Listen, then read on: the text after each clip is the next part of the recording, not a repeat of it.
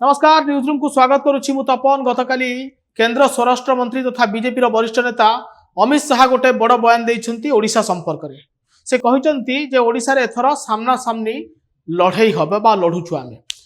एकथा सेतेबेले अमित शाह कहिसंती जेतेबेले जने जातीय गणमाध्यम को इंटरव्यू रे से भली किछि अनेक कथा ओडिशा विषय रे कहिसंती। से विषय आमे विस्तृत भाबे आलोचना करिबा, किंतु ता पूर्वरु आपण मानको टिके फ्लैशबैक को नै जिबी जे ठीक मासे तले राज्य में बीजेपी और बीजेडी मध्य मेंट हेबा नहीं जोरदार चर्चा है।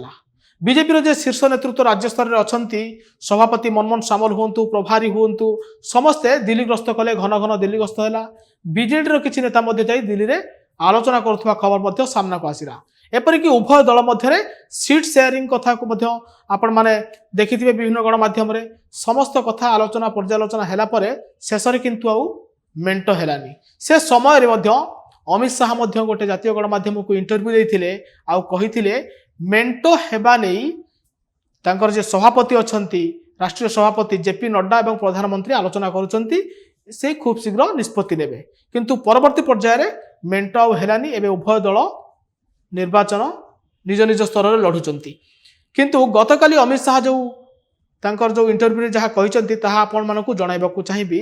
अमित शाह प्रथमे कहते जे मेंट कहीं हेलानी, जे ओडिशार जनता एवं बीजेपी रो कार्यकर्ता चाहूले एकाकी लड़िया पाई सेथिपाई मेंट हेलानी। आउ कौन कौन अमित शाह कहते ताहा आपनको जणाइदेबाकु चाहे।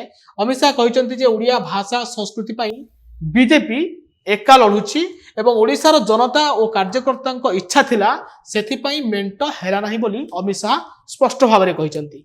यहाँ सह से कहते ओडिशार जनता को एवं बीजेपी जो कार्यकर्ता अपील मध्य करिसेंती जे मोदी नेतृत्व में ओडिशार विकास दायित्व आमको दिंतु बा भारतीय जनता पार्टी को दिंतु बोली अमित शाह मध्य अपील करिसेंती। यहाँ सह ओडिशा रे बीजेडी सह आमे बे सामना सामनी लड़ुछु, कारण जेहेतु मेंट एवं होनी उभय विरोध में लड़ुंट।